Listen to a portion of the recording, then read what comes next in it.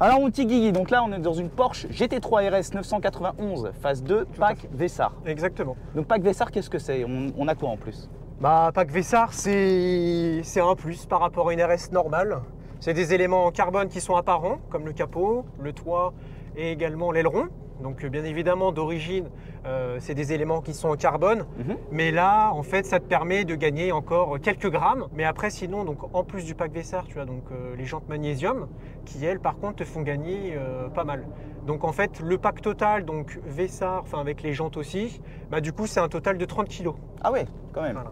Mais il faut savoir que la voiture est FAPée, donc c'est comme si tu gagnais rien, entre guillemets. Ouais, parce que le FAP, ça pèse du poids. Voilà. Mais en termes d'esthétique, c'est quand même différent que par rapport à une RS. Voilà. Et donc niveau puissance, moteur 4 litres, Voilà. 520 chevaux. Voilà. Et non, c'est pas stage 2.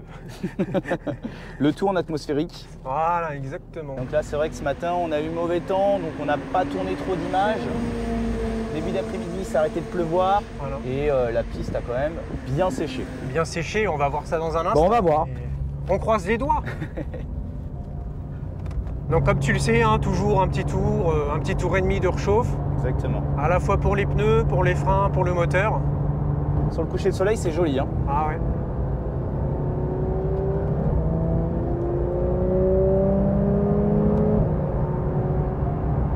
Tu sens l'oreille qui s'hérisse, mec, hein? Le son du flat 6. Ouais.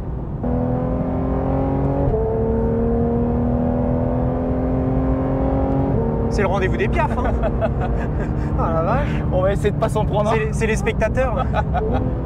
On est sur une piste séchante. T'as vu le train avant? Ouais. Je sens que c'est pas... T'as vu? Ouais. Tu le sens tout de suite, hein. Ça cherche, hein. C'est brutal, hein.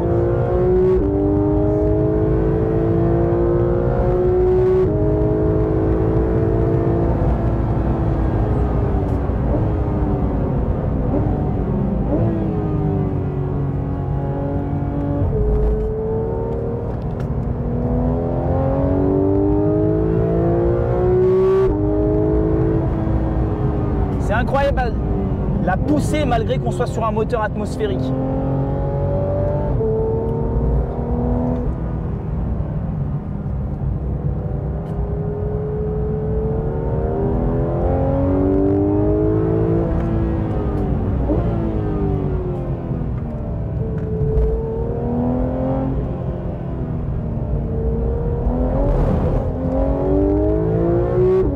Ici, c'est toujours, hein. Quand c'est un peu gras,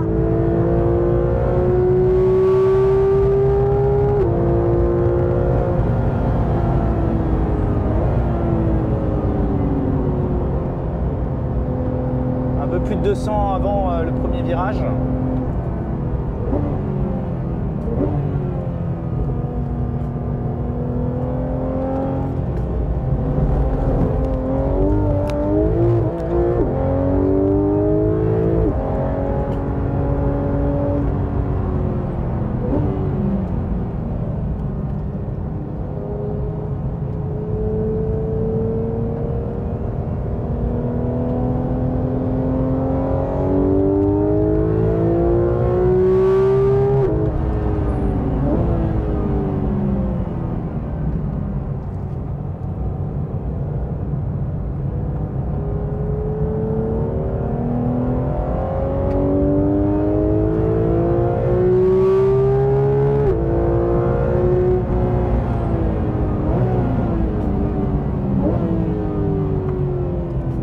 Avec une 488 Spider devant.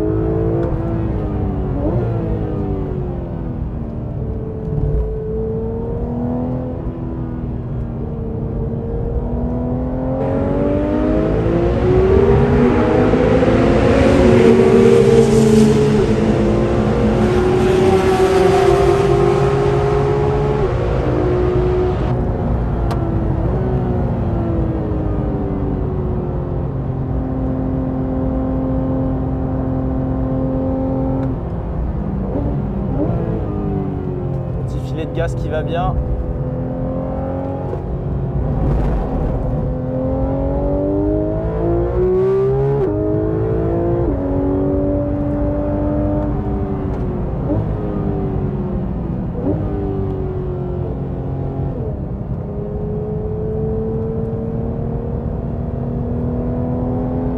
On va pas dire que c'est sur des œufs, mais on sent que ça reste limite. Puissant, hein, c'est pas...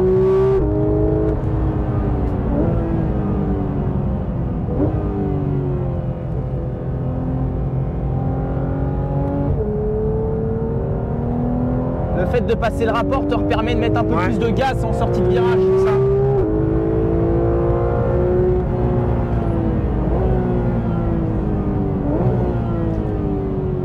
Bah, vu que c'est très linéaire,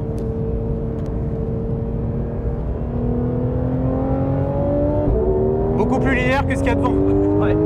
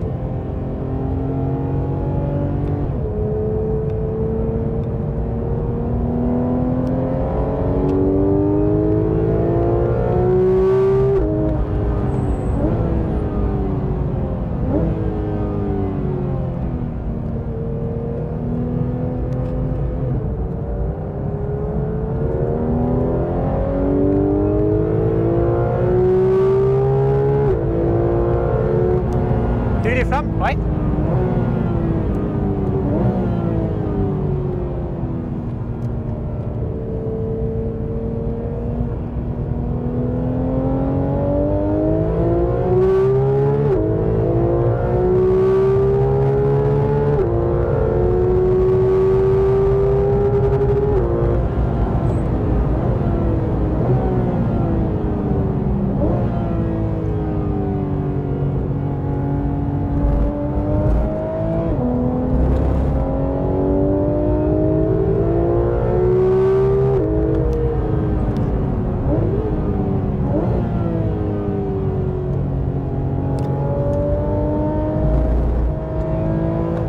On est dans la cour des grands là quand même. Hein. Hein? On est dans la cour des grands, il y a de l'auto.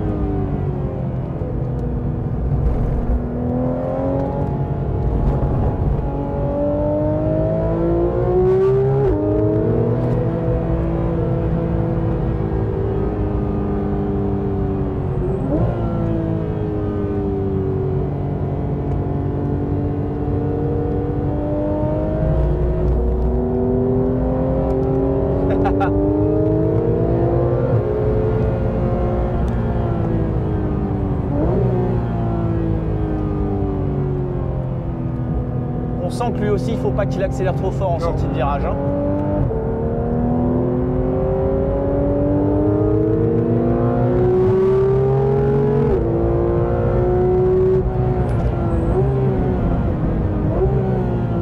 Joli.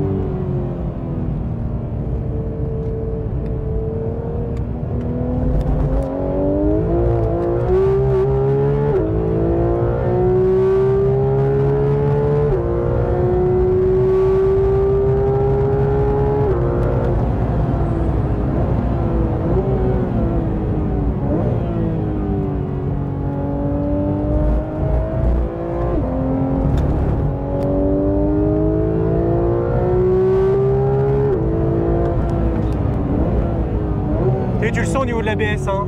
Ouais. Ça bloque, enfin.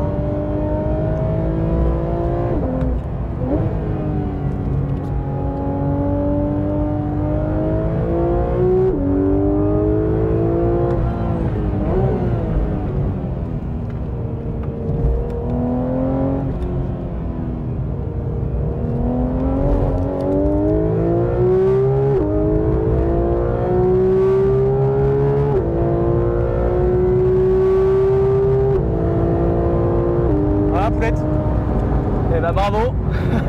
Ça a fait une belle bataille. Ouais, c'était sympa. Toujours aussi sensationnel, hein, de toute façon, hein, les sensations GT3 RS. Bon, après, comme on le disait pendant la session, on sent qu'on ne peut pas tout exploiter, qu'il faut y aller progressivement sur les réaccélérations. Ouais. Mais sympa la petite battle contre la 488 Spider. Mais il roule bien, hein. Parce que ça n'a pas été évident aussi à jauger. Bah non, il se défend bien. Bon, et toi, la petit débrief entre la GT3 et la GT3 RS, quelle différence tu pourrais lui trouver sur la GT3 RS? Ça marche beaucoup plus fort quand même. Ouais.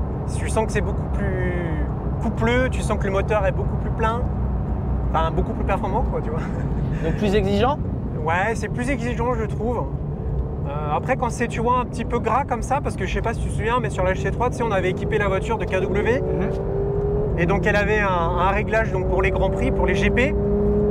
Et donc on l'a trouvé un petit peu raide, enfin un petit peu trop sensible sur l'appui, donc elle était très compliquée à conduire. Alors que là, elle a un petit réglage de chez Manthey, tu sais, donc c'est un réglage pour la Nordschleife. Donc du coup, c'est un réglage qui est assez soft, tu vois, assez souple. Et donc du coup, dans des conditions comme ça, un petit peu mouillées, voire très pluvieux comme ce qu'on a eu ce matin, bah franchement, ça reste bien conduisible, hein. Tu as bien vu ce matin, le grip était quand même plutôt bon. Ouais. Après, c'est sûr que quand tu augmentes un petit peu le rythme, bah, tu vois bien qu'après, bon, bah, là, après c'est les pneus qui manquent, et bien évidemment l'adhérence avec la piste, les choses comme ça, quoi, voilà. Donc toi, tu sens quand même une belle différence au-delà de la puissance, mais sur le comportement, toutes ces choses. Quand même. Il y a plus d'aéro aussi. Ouais, il y a plus d'aéro. Puis après, les pneus sont un peu plus gros aussi. Enfin. Ouais. Tout un ensemble. Ouais, non, c'est quand même quelque chose de différent, oui. Bon, écoute, mon Guy, merci pour ces quelques plaisir. tours sur la nuit tombante. Ah ouais, sur la nuit tombante, ouais. C'était bien sympa, en tout cas. Ouais, effectivement. Donc écoutez, on espère que ça vous aura plu et puis à la prochaine pour une future vidéo. Allez, salut tout le monde, ciao.